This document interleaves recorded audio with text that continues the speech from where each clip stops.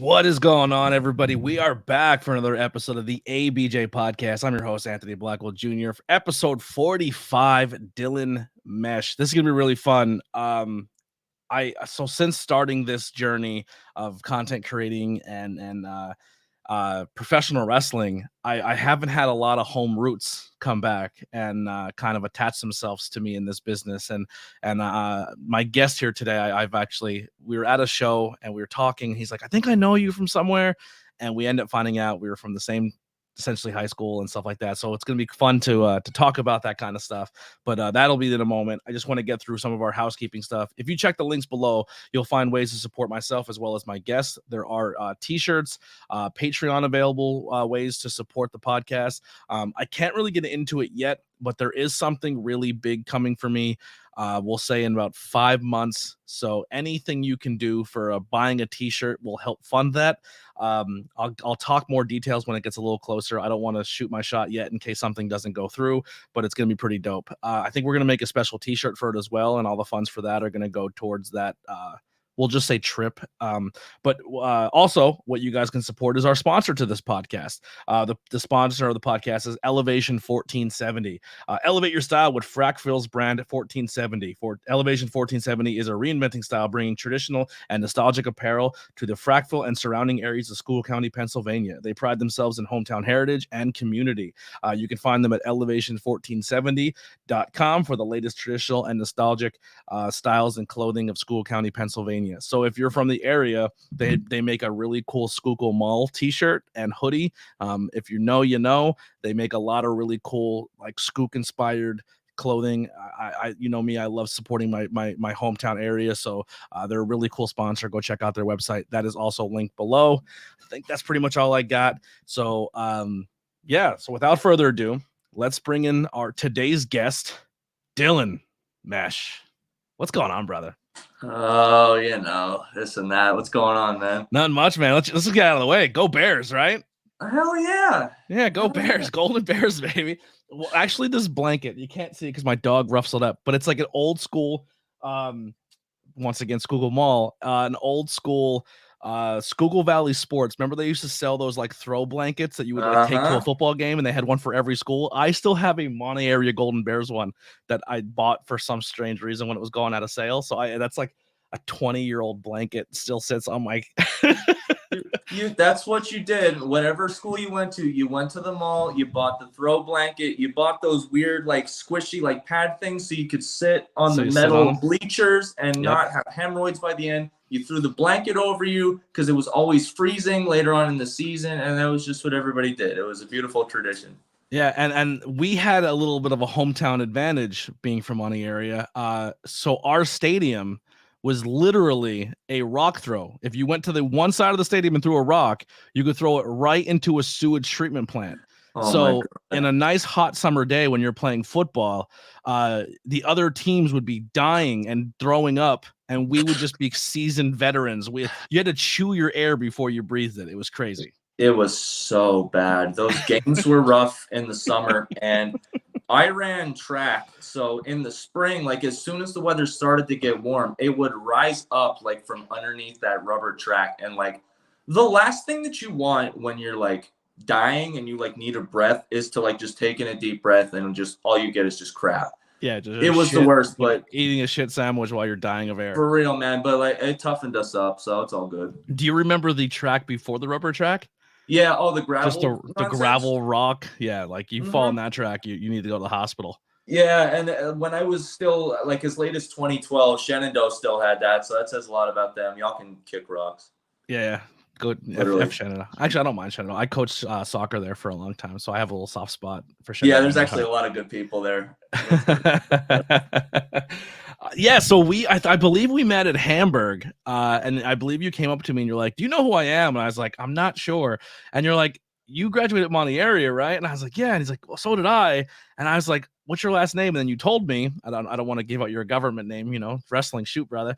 But you told me, and I was just like, "Yeah." I said I graduated with that last name, and then we kind of put everything together, and so it is kind of dope, man. Like, even though we didn't connect through our years of living in that community that we're both in the same industry, work for the same companies, but we still have the same roots of the 570 and Monterey area and under our belts.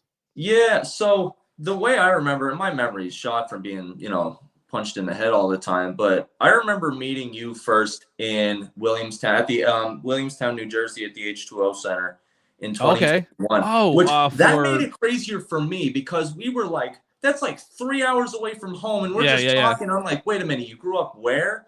And then we just started connecting all those dots. I was like, all right, well, that's absolutely insane, but I'll drop another one on you. So after I met you and I just started telling, the few people that still talk to me back home about all that, just some of the old heads, what I realized, again, without having to give out names, my mom babysat your dad when he was but a youngin'. So Jesus. Yeah, the connection is that is about as school county as you can get. Yeah. You were, so to kind of break, I always try to tell people like our environment of what we grew up in, and it's so different and vast and so strange, but it's just like if you didn't grow up in a small coal region town in School County, Pennsylvania, you just can't explain that to anybody. But yeah, everybody knew everybody. You probably all dated the same girls. Everybody knew what underwear you wore that day. If you were the kid that pissed his pants in second grade, you were the kid who pissed his pants your entire, like that was your staple. Like you graduating class was like what, 45 kids? like yeah, it was somewhere around there. Yeah, it was a fucking nightmare. Yeah. Oh my God. No, that's exactly right. I've tried to explain it to people and they say that it sounds like something out of a Stephen King book. So I give up after that. But no, you're entirely right. It was, everybody knew everything. Everyone knew everyone. And you got like all the good and bad out of that. It was a real double-edged sword, but yeah, I wouldn't have had it any other way, honestly. Same here. Same, dude. I that have mentally and physically toughened me up growing in School County, Pennsylvania. Mm-hmm. Like if you grew up in this area and didn't get at least 8 fist fights, you probably didn't live life properly. Oh God, yeah. Yeah, but and Caitlin here in the chat, 570 for life. I agree, Caitlin. Hell yeah. Actually, while we're you said you have some other weird fun facts about the area that you wanted to drop on me. Oh, the babysitting one, that was the biggest one. Oh, that was that okay. Yeah, so, of all the weird connections that I've had with people back there, that's probably the strangest one. Yeah, just people being like, "Oh yeah, your mom babysitting." Oh, okay, all right. So here, this is what if you guys are interested, I do. Like I said, I do have merchandise, but I always try to keep my merchandise in the form of School County and honoring that. You've seen the license plate one, right? The Keystone. Did you see this one?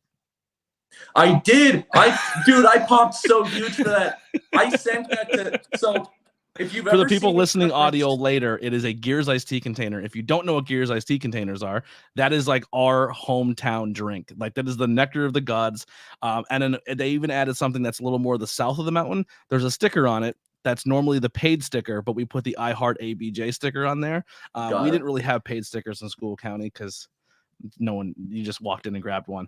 And then there's a variant. Did you see the variant? No. If you're going for chocolate milk. Please tell me it's a chocolate. Yeah, it is the chocolate milk. It's the best chocolate milk I've ever had in my life to this day. Like nothing comes close. I fight with people all the time about that there's no better chocolate milk than Gears chocolate milk, and it's a fight everywhere I go. But I'm getting stickers made of those Cheer chocolate milks and iced tea ones and just slapping them everywhere, because I think when people like, oh, there's Gears iced tea stickers, and they go, I'm like, what the fuck is ABJ Podcast? And they're like, oh, it's a kid from area. And then there's also the 570. That's a classic. Yeah, I love that to death. So I do also have a Lord Chesterfield Ale logo coming very soon, because I love Yingling and I love Chetty. That's my favorite beer. So that's also coming. So there are definitely more 570 inspired logos coming to the podcast. But if you know, you know. If you didn't drink chocolate milk at lunch, you were a loser.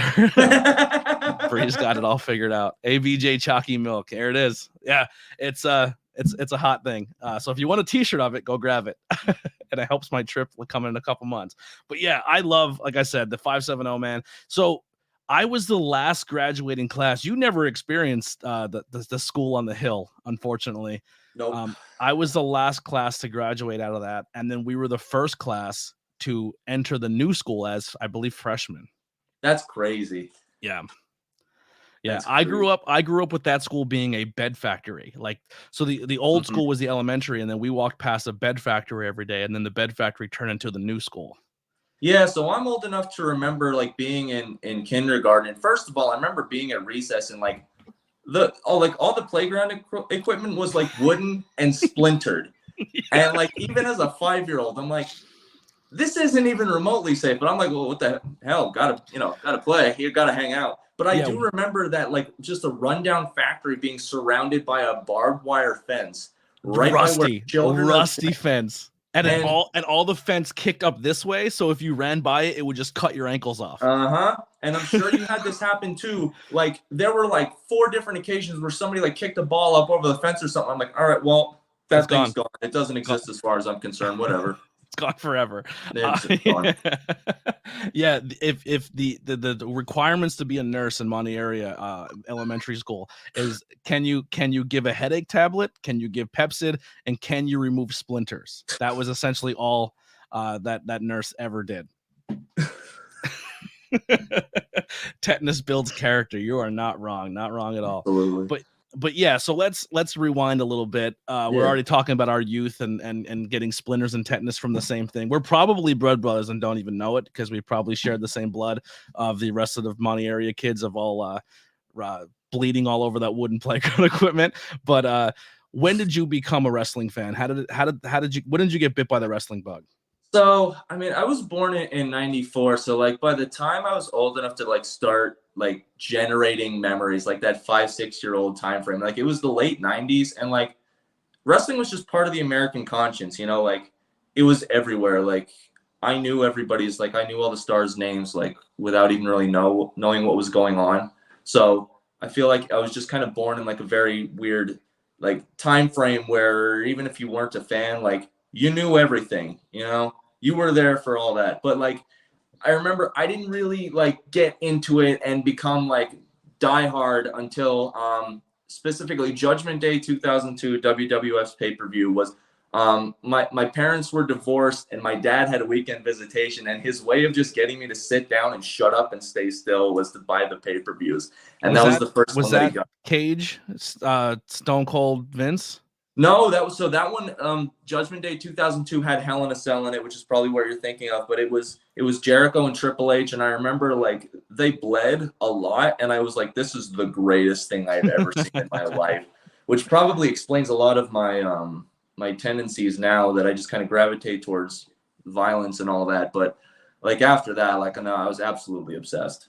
Yeah, the our school, fun fact, going back to that and professional wrestling, wrestling t-shirts and South Park t-shirts were banned at Monte area because either you had a South Park t-shirt that was inappropriate or everybody in school was telling each other to suck it, and then that was that cut everything off quick. They're like, yo, that's done, get that out of here. So we weren't allowed to wear wrestling t-shirts.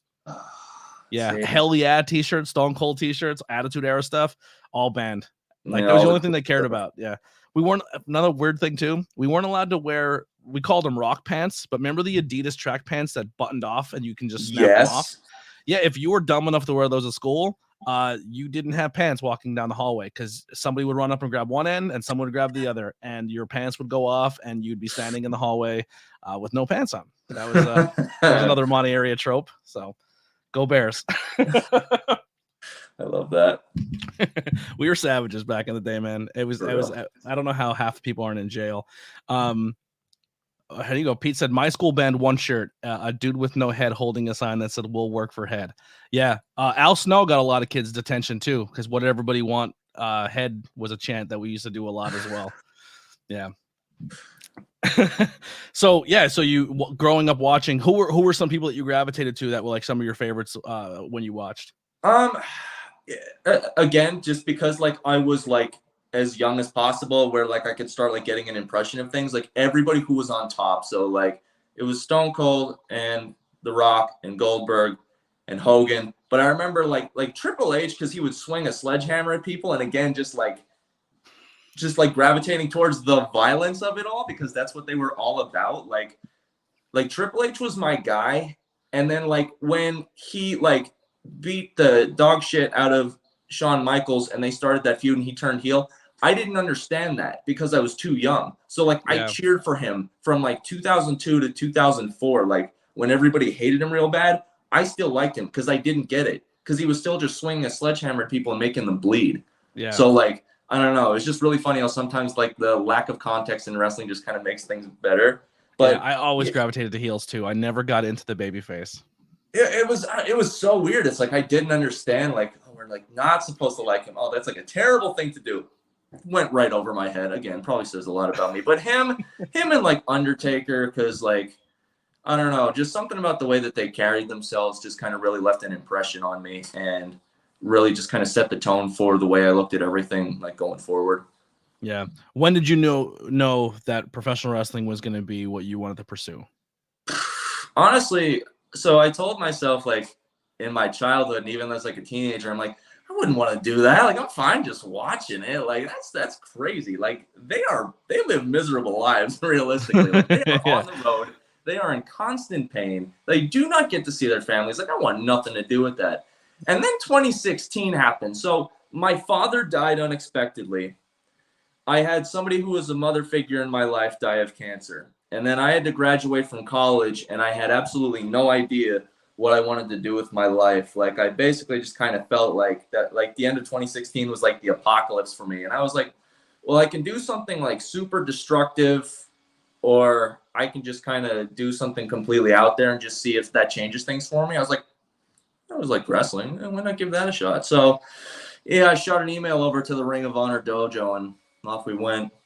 Yeah, well, you picked a fantastic school, by the way. If you're going to get into professional wrestling and you live in the Pennsylvania area, Worldwide Dojo, world famous CB, Cheeseburger, whatever you want to call him, man, is a absolute class act in this business. He's absolutely fantastic at what he does. Such a nice human being, and when you walk into that school, I didn't realize what I was walking into right away because like growing up, I only watched WWE. I didn't. I refused to watch anything else. Like when I went to a buddy's house during the Monday Night Wars and he switched back and forth, I said, if you change that dial one more time, I'm going home. I'm never watching with you again. Like I refused to watch WCW. So I didn't know about ROH and the independent scene until much later. Way later, like probably like 5-6 years ago. And I just fell in love with it because the music scene, the independent music scene was became a really good thing. And then just independent anything, independent art, wrestling. And I was like, this is it's just way better to consume. But yeah, so we went to the school and I was kind of like, this is dope. This is a cool little setup. And then my buddy who's a wrestling guru was kind of like, do you know where you are right now? Like, do you know whose office that was? Do you know who probably have walked through these halls? And I was like, who? And then all the photos are there and you just kind of walk around. You're like, holy shit, this is wrestling history. Like if you're going to do it, you're doing it right by going to that place. Yeah. So that was that same spot in Bristol, Pennsylvania, where the Worldwide Dojo is now. Yeah. So that was the Ring of Honor dojo. And it's basically like nothing really. The ring didn't leave the building. Most importantly, it's like basically all the same stuff. And yeah, Cheeseburger just basically like picked up like almost like a seamless transition into doing his own thing. And he's one of like the rare people in the business that like I've never heard a single bad thing about him. Never. He has like everyone's respect, and that's so rare. But it's because he does everything the right way. He's like the most chill individual I've ever met in my life. And he treats everyone with respect. He is nothing but nice all the time. And so like he had everyone's like he had everyone cheering for him like to begin with going into it. And now he's just over the years just cranked out so many good students that you see on the indies now that like his work speaks for itself. Yeah. When someone like Jushin Thunder Liger is co-signing you, you've done something right. You know what I mean? Like that's crazy. So going into that school, how was it transitioning from a fan to like, oh, I'm taking my first bump and I'm getting ring ropes and I'm like all that stuff? How was that first, what we call the hell week, the first couple weeks? Yeah, so it was probably the same experience you've heard from everybody else. It's like, holy shit, what did I just get myself into? Like, I had always kept myself in like just kind of good shape to begin with, because like I said, like I did track and cross country in high school, and then like I did ultimate frisbee in college and stuff like that. So cardio wise, like I never lost that. And like I'd done like weightlifting and stuff like that, but like nothing prepares you for being in the ring. Absolutely nothing. And the way that Ring of Honor did it was like you had to go through like a month of like calisthenics and like just their like Delirious's hell version of yoga for like a month before, like you had to earn your way into the ring. So that was what we did. We had to like work out on mats, just doing like the craziest shit imaginable for a month before we were allowed to actually get in the ring. And then, yeah, it's what you're describing, like taking bumps and the shock to the system that is the first couple times, hitting the ropes, which Ring of Honor and the Worldwide Dojo, those were cables. So I remember like after the first day of learning that, like the next day, I had what looked like tiger stripes on my back, but they were black and blue marks from the ropes. So, yeah, man, it's like I wouldn't call it like walking into like black and white into color like Dorothy did in Wizard of Oz. It's more like if somebody like kicked her in the back and like threw her out the door. That's more like what that was like. Who are some of the people in your initial class, and are they still in the business? So we had 6 people in my starting class, which they said was the most that they ever had. And that school was there since 2005, 2006. And I got there in January of 2017. So that's pretty crazy. But yeah, there were 6 of us total. The only 2 of us that are actually left in the business are myself and Eli Isom. Oh, wow. Yeah. One of them. And then there's a third guy named, we call him Sweet Sean. And he's like a key part of the Worldwide Dojo. Like anything production wise that you see, like when we do Captured Lightning or we do live shows or anything like that, like Sean is helping out in some like very instrumental way. So that's really it. And then we had there were a handful of students that came in like right before me that like weren't really in my class, but like they were still like, you still get that bond with them. One of them being Ryan Mooney. He got there. I love him to death. Yeah, everybody does. I do too, I guess, when we're not beating the piss out of each other all over the continent. He is so goddamn entertaining. Oh, he's something, all right. The shit that comes out of his mouth when he's like not in a ring too, it's just the whole joke, the whole Camp Leapfrog joke was he always begged for a belt. Give me a belt. Someone give me a belt. Give me a belt. So he comes out as a heel, or a bad guy. If just I don't know who's watching and who's smart to the terminology. But he comes out for Avery Good's last match at the brewery, and that was the first time too since Camp Leapfrog. Then there to kind of really see that Camp Leapfrog roster, that like that group of roster, like the high tension roster, like that we like it's a family. So we all kind of I went to that show and I was like seeing everybody again. It was so awesome seeing everybody. But Mooney comes out and I'm kind of like front row and I'm like, get him a belt, and he just like is like flipping everybody off, like not flipping him off, but like being the bad guy. And he turns around and goes, yeah, get me a belt. Another fun heckling moment that show is Devontae's comes out. And me and Devontae's bond over our fandom of Washington football. So he's a bad guy, and everyone's like, boo. And I'm like, yeah, boo Devontae's. He loves the Eagles. And he just turns and goes, fuck you. It's like I told him, I made fun of his mom. Like, how dare you say I like the Eagles? Yeah, he catches flack for that everywhere he goes, but given his demeanor and his build, people don't usually follow up with that too much. No, yeah, you just run if he decides he's gonna get off. Yeah, he's not the guy to mess with. Now, how would you get, like I said, being around as long as you have since 2017? Have you ever like went to other schools to see how training goes, or like dive into a seminar somewhere else? Or like essentially what I'm saying is some wrestlers would recommend trying different schools and finding different things out. Are you in that camp, or have you experienced that? Oh yeah. I've gone to a bunch of different schools, and I've done so many seminars over the years. I feel like there's definitely no right way there's no one right way to do it, So like everybody has a different perspective and a different way of trying stuff. And the more that you can kind of take all that and just kind of add it on to what you're doing, that's when you really start to begin to build something unique. So like early on, I spent a lot of time at the Monster Factory with Danny Cage. It's a great place too. Yeah, amazing school. I spent a little bit of time at the Wrestle Factory with Chikara when that was still there. I've spent some time when the Skid Row Academy was still in, I think that was Westville, New Jersey. So yeah, a handful of shows, and then seminars. Just, oh my God, I've done so many. Just in like, I had a joke with Cheeseburger because like, especially just for the Worldwide Dojo alone, like he has grabbed so many people from like the 2010s PWG roster, and I was like, can you just complete the collection? Because last year alone he did Chris Hero. He had Chris Hero there.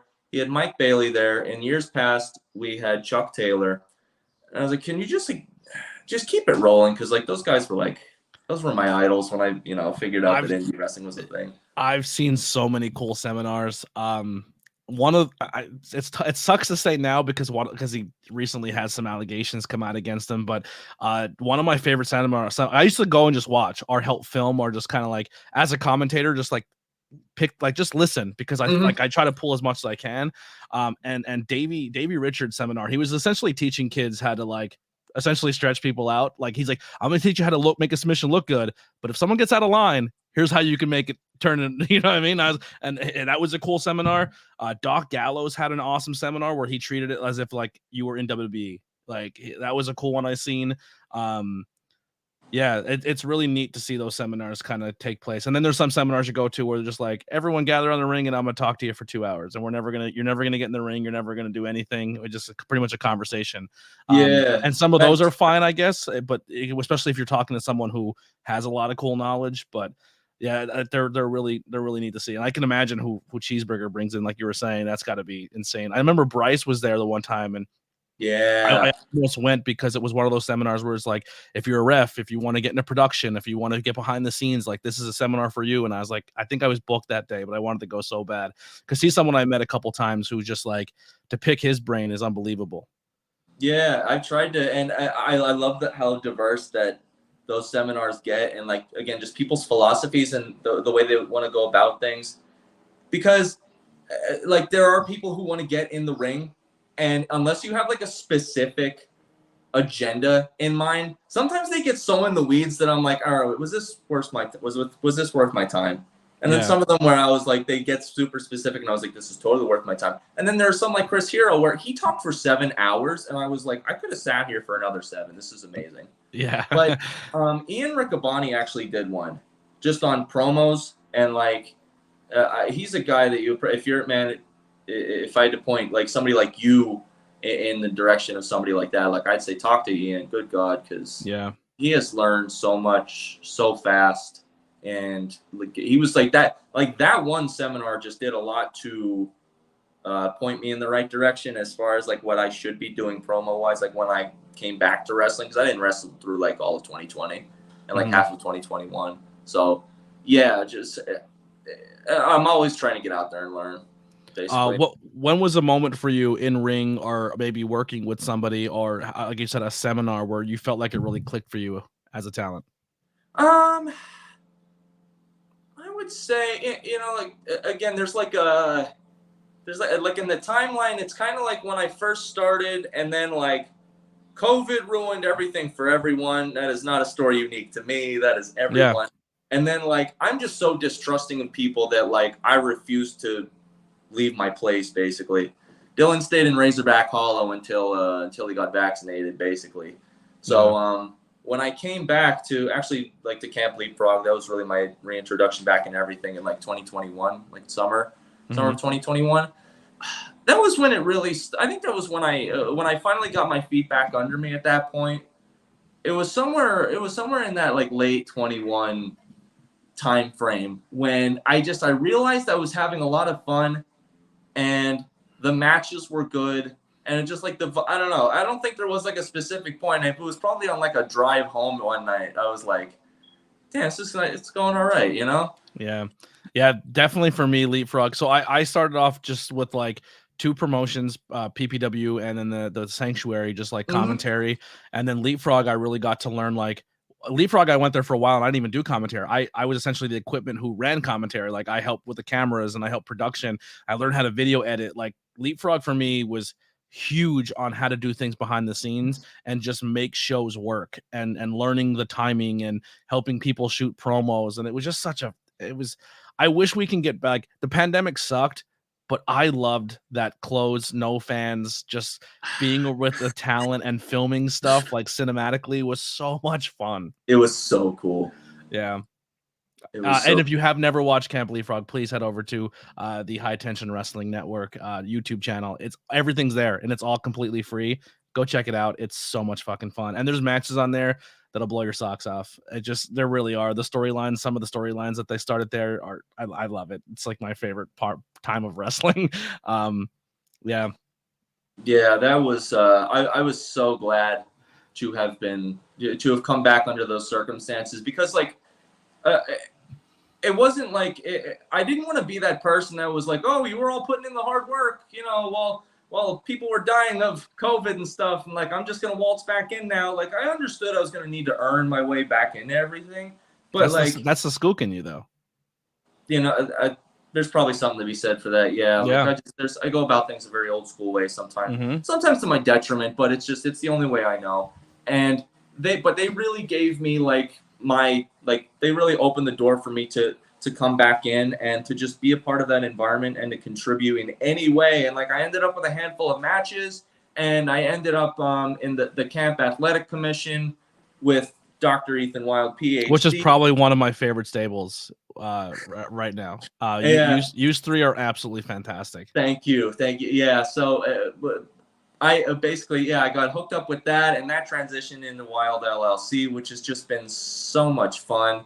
So yeah, it was just the timing on everything was just amazing, and I'm very thankful to have been a part of all that. I think, like Anthony said, all of that is available on High Tension Wrestling's YouTube channel, and I do highly recommend going back and looking at all that, because yes, there's never been anything like it. Like I'm trying to think, there's never been anything like Camp Leapfrog, and it's special. It's so much fun. And I think we've seen in the past 10 years, I think as social media really started to blow up and stuff like that, and people could come together and discuss wrestling more, a lot of this stuff kind of gains interest, it kind of grows in interest as time goes on, like there are wrestlers in the mid 90s that nobody gave a damn about back then. Now you have people on Twitter going, he was a wrestling god. Yeah. And so I think if in a couple of years, people are going to be doing that with Camp Leapfrog. They're going to look back and they're going to realize how it contributed to the business, just as far as the original ideas and the launching pad for so many special talents. And they're going to be talking the same way about it. I really do think that. Well, I think the smart wrestling fans who have launched, it sucks the way it ended, and it's horrible that when you think about the promotion, you think of the negative things. But if you look at the roster and who came out of the Chikara era and the Northeast Pennsylvania wrestling scene and the hard work that was put into that and the character development, 85 to 90% of what you're watching on professional wrestling, whether it be WWE or AEW, is all from there. It's really ROH and the Chikara and the Northeast wrestling scene that are mostly dominating what we're watching on television right now. And the people behind the scenes that are doing some cool shit all cut their teeth in that scene and cut their teeth doing that stuff. And that next generation of the people who were trained by those people are essentially the people in Camp Leapfrog and are on the Northeast scene right now. Yeah, it's crazy to see that timeline. Pretty much if you just go from the death of ECW, it really just kind of birthed Ring of Honor and CZW. You took the crazy technical people went to Ring of Honor, and then the crazy hardcore people went to CZW, and then they just kind of birthed this brand new, just crazy innovative style of wrestling. And then Chikara was there just right alongside them, just pushing everything forward. Which is all very cool. The only thing I lament is the fact that that created the Philadelphia, New Jersey area that I frequent so often was such a hotbed at the time as a result, and that's no longer the case. We're building it back though. We're building it back up. We're getting there. It's a real pain in the ass. It would have been nice for me to it would have been nice for me to just waltz on in and just kind of reap those benefits, but life is not so easy. So I think we're getting there. I think Mania weekend is going to be a huge turning point. I think Philadelphia Mania weekend, I think people are going to see the high tensions and see some of that really hard independent work that's been that people are putting in the scene. And I like, every year you have that one or two talent during a showcase or a collective that they're given some opportunities and they showcase. And I think that's going to be a huge thing for, like, I love the collective this year because I don't know a lot of West Coast wrestlers. Yeah. And I got to see a lot of people. I was like, oh, these are really, really good. And then some of our Northeast people snuck in there, like Darius Carter went in there and fucking tore it up. You know what I mean? Like, had a good weekend and stuff like that. So it's just like, I can't wait for Mania weekend for people to really see the showcase of what's out there in the Northeast wrestling scene again.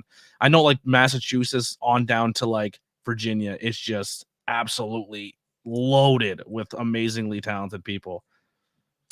Yeah, this is that whole corridor is just absolutely insane. Which, it's one of those things that the old iron sharpens iron type deal. You want to be surrounded by people who are going to make you better, which I certainly have.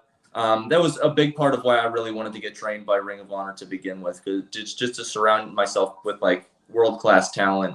And I did, and I learned from them, and I was taught very well. And then, like, I was thrown onto the indies, and you're just surrounded with like the best talent, like, in the country. It's so crazy, and it's such a daunting challenge, but like, it's one I haven't backed down from yet. I'd like to think I'm holding my own, but I'm certainly I'm going to keep working my ass off, and I'm going to be right there when WrestleMania rolls into Philly. Well, I feel like with the stable right now that you're in with High Tension, we'll plug that away because High Tension Wrestling is our home essentially.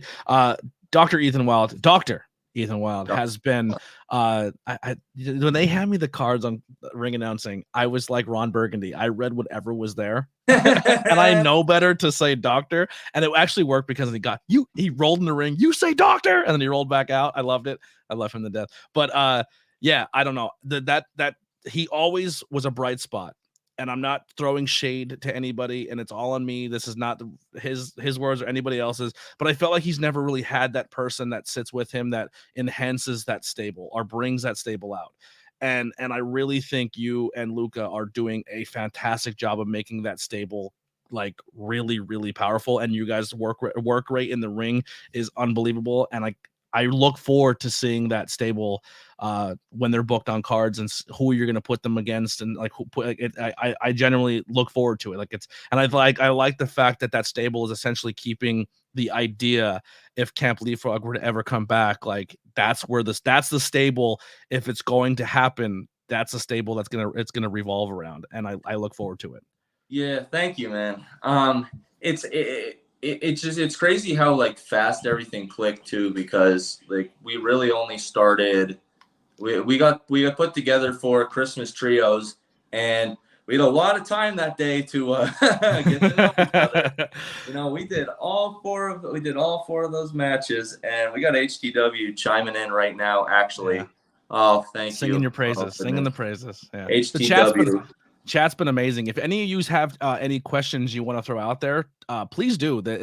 I like to make this, even though it is a live stream podcast, I do like to let it be interactive. So if anybody has anything to chime in or questions, please put them in. And also for the person who subscribed, Nifty, thank you so much.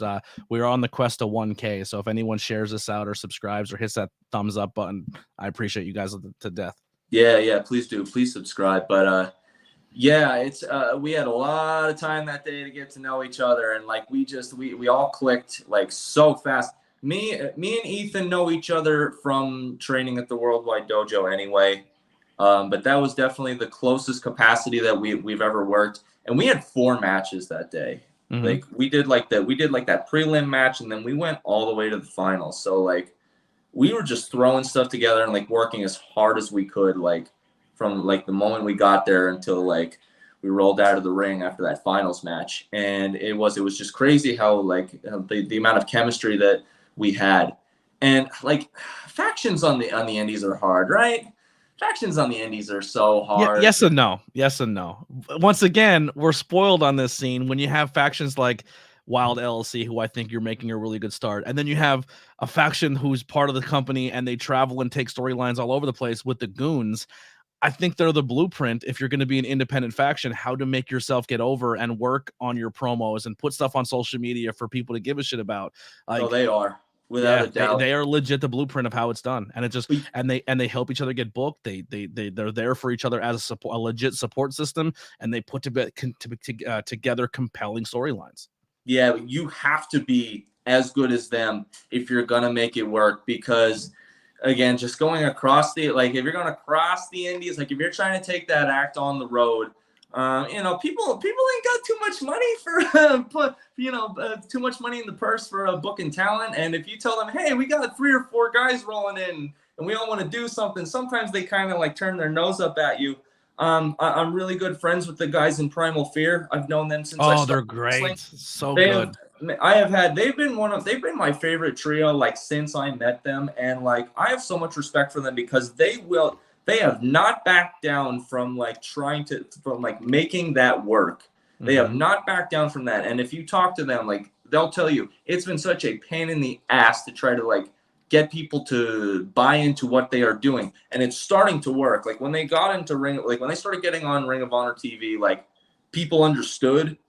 But their work is not done yet. But like, those are the examples I'm thinking of. Like, you better be as good as people like that. And you better have something really special to offer if you're gonna make that work. But you know, somehow it's really fallen into place for us too. I think there's a handful of people out there that feel the same way you do about the group, and I'm super grateful for that, because like, we've had other people who like want to bring us in, like, and do that, like Orochi Pro, which is just getting off the ground. Like, they just put up a graphic the other day. They had all 3 of us on there. Wild LLC, you know, like, that's a thing. And we didn't ask them to do that. They just did it. So I think you're very versatile too, where you guys can go out and do a complete comedy, funny spoof bit, or you can go out there and show your work rate and show you guys are wrestlers and show that side of you too. I think you're very versatile, and you can be booked against any style of worker and put on a solid match. We do have a comment. Steve says, I may have missed it, but I always enjoy hearing Dylan's thoughts on his match with Delirious. I mean, if you want to tell Delirious, I'll listen to any Delirious story that's out there. Well, he's a nut.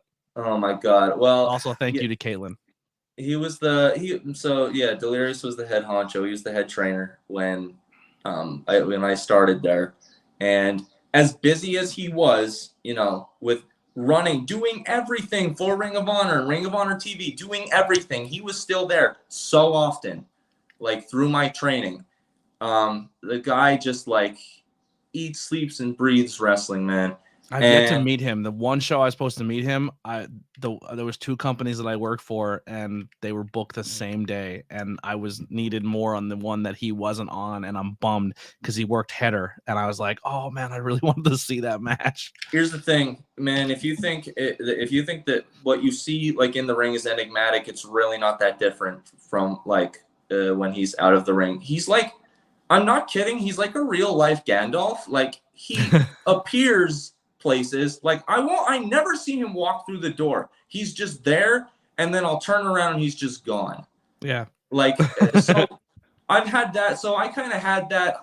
I don't know if looming over me is the right term. That's how it felt the whole time. Like, as I started to get better, and I was like, all right, well, I think I'm ready for a match with this dude. Like, especially, you know, as I started picking up steam, like towards like the early end of last year. And then I finally got the match. Cheeseburger had like a live show at the Worldwide Dojo, and he made it happen. I was like, no, I'm ready for this. I've been ready for this for 5 years now. Where can people see that? Is that available? That is on the Worldwide Dojo's YouTube page. And then I enjoyed it so much because of the result that I actually took the snippet of the match and I put it on my own YouTube channel. So if you look up Dylan Mesh, I have my own YouTube channel, which has like my promos on it and that match. But I did come away with a victory in that. And he can't take that from me. Nobody can take that from me. And that's why I plaster it everywhere in case anybody tries to take it from me. I put it on one of my dress shirts that I have in the other room that I occasionally wear to shows just so nobody forgets. I be delirious. I have you know the Crusher. Yeah. Also, yeah, amazing. So the Crusher also does Crusher's working on another shirt for me, just in case something happens to that one. I have a backup. I have it on my Twitter page. Crush is another one that I think that people don't know enough, that what they do behind the scenes of wrestling. Like they, most people see what happens in the ring with a lot of talent, and then people don't know of like the Crusher and Kaya McKenna, of like when they're not only booked for a promotion or a company, what they're doing behind the scenes to make, like with graphics, or Crusher made the belts for Camp Leapfrog, like you know what I mean, stuff like that. Just like unsung heroes of the business. Like I love that. Like I guess coming from that production standpoint, it like every show I go to, like the people tearing up the ring and breaking down and setting it up, like I always go up and be like, "Oh, thank you." Like you're doing God's work. Like that's the stuff that people don't really take a lot of consideration to. And referees too. Referees are another one. Like they kill the game.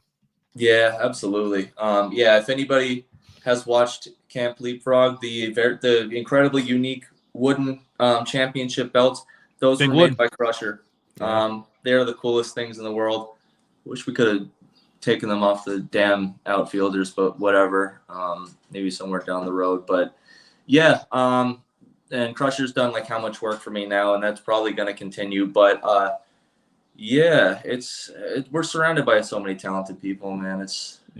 So now that we're kind of, a couple months into the new year, and things are kind of like picking up, and I know technically the pandemic may have ended a year, but it feels like now is when it's really like this year has been the rebirth of everything. Who are some names out there, are some opportunities, are some promotions that you would love to work for, or people you want to work against? Oh goodness.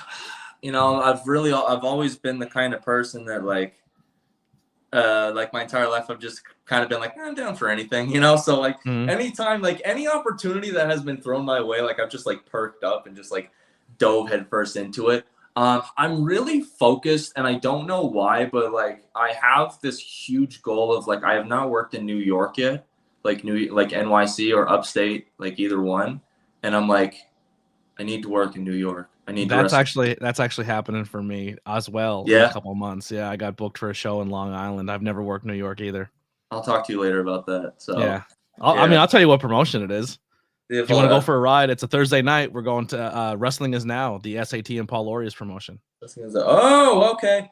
Oh, I think one of them just talked to me the other day. So yeah, Dude, I just watched Deshaun, Lindsay and Boom Harden versus Miracle Generation and Ichiban versus SAT in a triple Lucha Rules tag match. It was the craziest thing I've ever seen in my life. Oh goodness. You know what? Ichiban's one of them, because what a lot of people don't know is I've known that kid since he was in high school. I knew him way before he put on that mask. If you tell me Ichiban's from like North Schuylkill, I'm gonna freak out. No. He's from the New England area. So you talk about walking into wrestling and being in the perfect spot. That's him. Ichiban, and he's such a good kid. He has 10 times the athletic ability that I do, and he has for quite some time. Dude, Ichiban and Lindsay, when they had that one-on-one spot a couple times in the match, I was like, this is everything I wanted and more. But there you go. Yeah, Ichiban versus Mesh win. Give him a call. Give his ass a call. Tell him, put your finger down, use it to dial my number, and let's make something happen. Attention if you're watching. There's a match right there. Give it to me. Yeah, for real. Give it to me. Yeah. Random said in the chat, what did Tajiri do? People have been asking that for so long, but Tajiri, he still wrestles, right? Tajiri might be another. Bro, if I can be in the same room or call a Tajiri match, I would pop. He's been always one. I am a sucker. There's one thing in professional wrestling, if anyone ever does it, I'm an absolute sucker for. And that's when I fell in love with Masha, when she wrestled Edith in the Soviet death match, and she pulled out a poison mist. Fucking forget, dude. I love poison mist. It's the best. And the buzzsaw kick has always been my finishing move in every wrestling video game. I love the buzzsaw kick. He is so cool. And he's like another guy. If you want an example of just looking at somebody like nobody ever, like if you say like nobody ever did it like him, like that's a really good example. Like if you have a career like him where just like everything that you do is just so uniquely you, like you were a success. You know what? A real goal of mine is I really want to wrestle, and he better not retire before I get a chance to, I want to wrestle Jinsei Shinzaki, known as Hakushi, when he was in the WWF in the mid 90s. When I had during lockdown, like when I was just sitting there just watching wrestling and just doing nothing else, man, like I like fell in love with the guy's style. And again, just the way that he carried himself. And I was like, why have not more people not talked about him? Probably because he was hanging out with Hayabusa, who like was an icon, but I don't know. Like it's just like he's like the guy where I'm like, it needs to happen, you know? It needs to happen. Talking about putting on masks, ask Dylan about how he went from a skinny little twig to who ran XC to the beefy man you're speaking as before you. Yeah. Oh my God. I will say you are, without saying the full government last name, you built like a mesh. Yeah, it's that really ran in the genetics were not on our side in a couple ways that we're doing all right, but not as far as the frame goes. No, not really built for wrestling. Just I had such a fast metabolism growing up. I still do, but like I said, I wish I'd get mine back. I used to be skinny in great shape. Yeah, I'm waiting for it to happen to me. We'll cross that bridge when we get there. But like I said, like I ran cross country and I ran track, and like that was my thing. So like that was perfect for the way that I was built. But then like when I was still like in college, like back home, I was like, well, it's winter time and like it's like -3 all the time and this blows and like I'm not going outside. I was like, what else can I do to physically challenge myself? I was like, hit the weights, go to the gym. Yeah. So like I started that in like 2014, and then like I don't know, just kept at it. You know, it's like anything else, just kept at it. And I was 135, 140 pounds since then, and I'm now 192. So I have put on 50 pounds of muscle. That's awesome. Good for you, man. Then. So yeah, like if you're out there and you feel like you're built the same way, like in a way that you don't think you can like put on any kind of mass. Not that I'm the biggest dude in the world, but the scale don't lie. Yeah.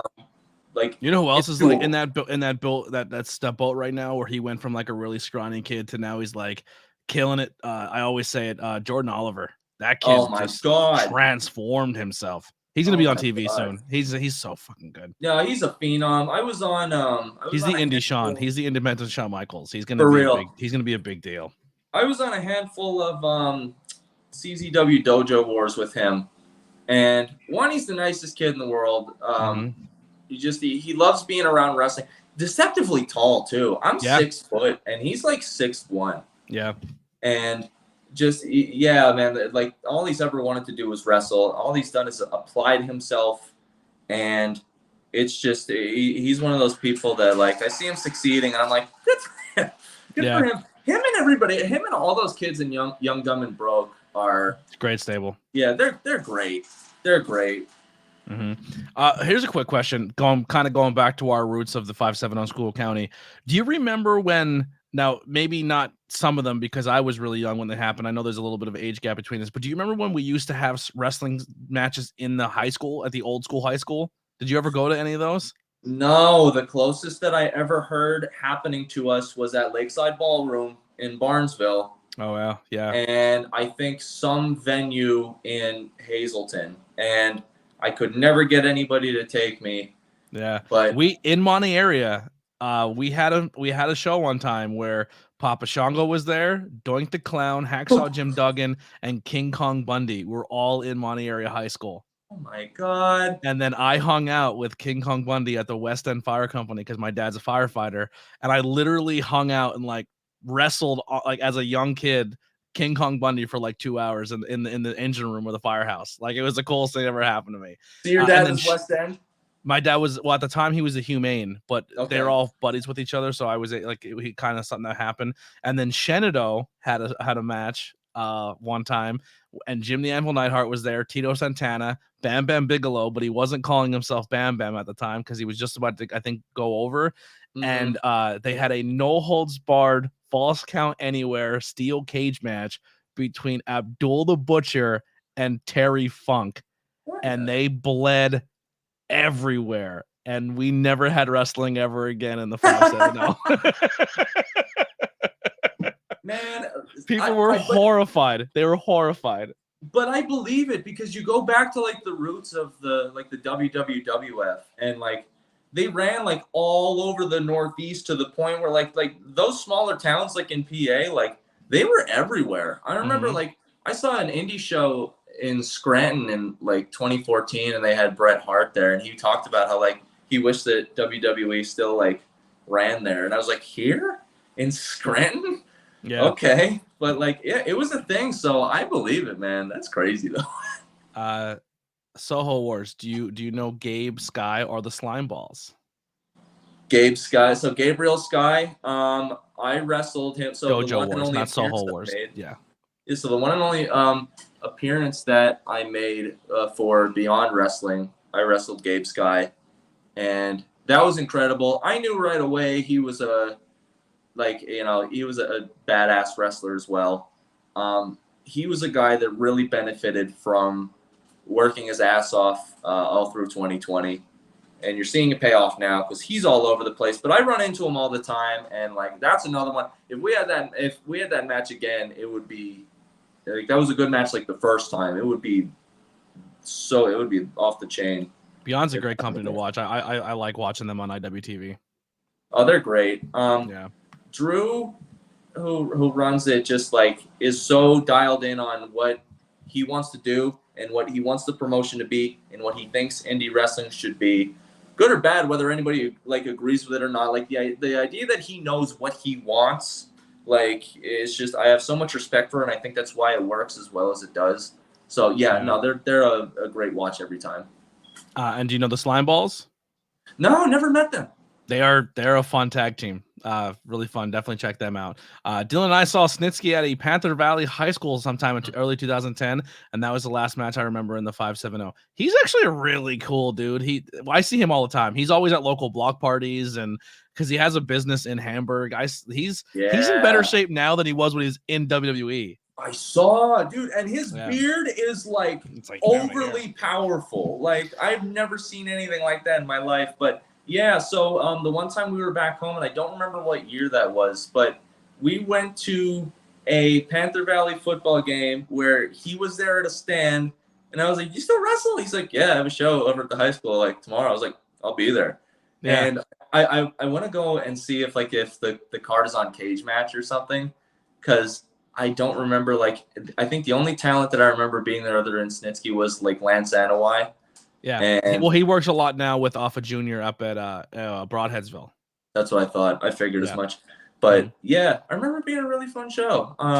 But I just seen him a couple weekends ago, and I said he's like, "Oh, how's the content going?" and stuff like. I should reach out and have him on the podcast, but I always get I don't know. I suck at asking people to do this. That's the worst part about this. I'm lucky enough that I'm booked for the next 3 months, but that's my only thing I got to get better at. But I said, dude, we just did a review show because we do the podcast and then we do we do the history of, or we go back and watch an old show and review it. And we reviewed WrestleMania. We inserted a random generator and it gave us WrestleMania, I think 29. And that's when Booker T and the Boogeyman wrestled. But before the match, Snitsky's sucking on Mae Young's toes backstage. Oh my God, I remember. And I asked him about it. He goes, that wasn't even in the plans. I was just supposed to be just rubbing her feet. And she literally, right before the camera goes, she goes, "You're going to suck those toes, boy." And he goes, "Yes, I am, ma'am." And he said he put them right in his mouth. Yeah, apparently that's his thing, man. That ain't for TV, man. Feet are his thing. All the power to him. All the power to him. Yeah, he's a funny dude. Yeah, some of that backstage stuff you hear about, just fucking insane. But yeah, he's something else. Do you ever see his pro wrestling tee merchandise? No. It's really fucking good. He has what is it? It says Gene Snitsky Law Firm. Because here at our law firm, it's never your fault, and it's and then the one side of the scale is a baby, the other one's Gene Snitsky babysitting services or something like that. He has all these really funny adult, adult but pro wrestling T-shirts. You should definitely check out. It's really really funny. I just want to point out for the first second of the stream was going live, Dylan saying hemorrhoids, and I think that's pretty cool. Yeah, we gotta have. It is what it is. School County bleachers, baby. Oh God, they were just brutal. Well, we are coming to that hour mark. If anyone has any last questions, please get them in there. I'd love to have you interact. Everyone who joined in and hung out, thank you so much. Dylan, thank you for doing this, man. It was a blast. The door is always open for you to come back and do this again. We can talk about other, everything else. If you want to join us for other content, I do the movie reviews or music or comic book or whatever you're into. We can do that as well. But yeah, man, I'm really happy we linked up on the scene. You're doing a great job, man. Like I said, I think the stable is really cool. I can't wait for it to keep blowing up. And I think you have two people around you in that stable that I'm a fan of watching them wrestle, and that's Ethan and Luca. I think they're very good. So. Yeah, hey, thanks for having me. No, this was awesome.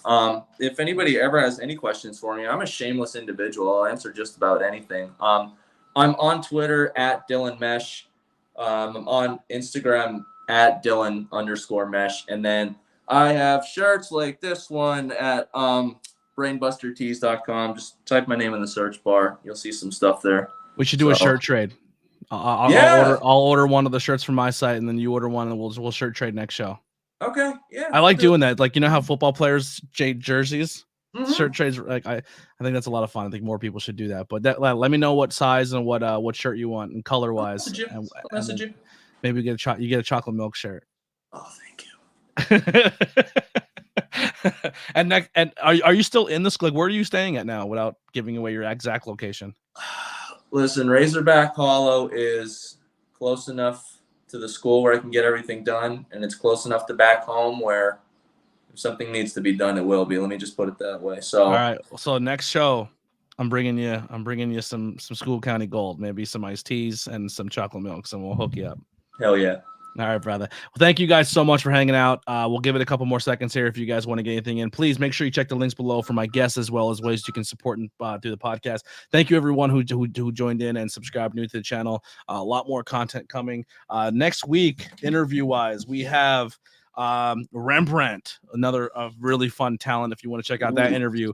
Then after that, Daniel Alexander. So a lot more stuff coming. I am booked currently from May through April. This is not just pizza place is the only reason he wants to go back to the school. Oh, in Frackville, pizza place. My favorite, dude. That's my favorite food on the planet, man. The sweet sauce pizza. They have that sweet sauce pizza. They have my heart. Oh. All right, good to know. I mean, it might not be fresh, but I can bring you I don't care. All right, I got you. I love pizza place as well. I live like 2 blocks from it. But yeah, I don't always just want to do professional wrestling interviews. I love professional wrestling interviews. That's the industry I'm in. I'm doing a lot of that. But I'm interested in anybody, man. If I love hearing the behind the scenes of any field or any work or anything like that, and I'm not afraid of any conversation. I know at one point I was going to interview OnlyFans people. Like I'm interested in any topic, music, art, small businesses. If you had an experience that you went through and you want people to know about it, this platform is open for everybody. If you search under the podcast platforms, ABJ Podcast, it's labeled under personal journals, because when you come on this podcast, this is a chapter of your life that you can go back and check out and then see how much you evolved over the years. And I want to keep that going. So thank you all so much for checking it out. 45 episodes in since October. That's crazy. It's crazy. Yeah. The push, the grind is real. But yeah, the door's always open, Dylan. You ever want to come back, and I can't wait to see you very soon. Between all these promotions in the area, I think BYO, what is it called? The BYO Wrestling. BYO Wrestling was coming up soon. High Tension's coming up soon. Smash Master's coming up soon. So we'll see each other around. Absolutely. I will see you down the road for sure. Absolutely. Thank you guys so much. And closing music by the Converse Kid, whose links are below as well. If you want some independent wrestling music or music for your podcast or live streams, the kid's talented. Every instrument you're hearing is all him. So hit him up. He's from the Skook as well. See you next time. We're out of here.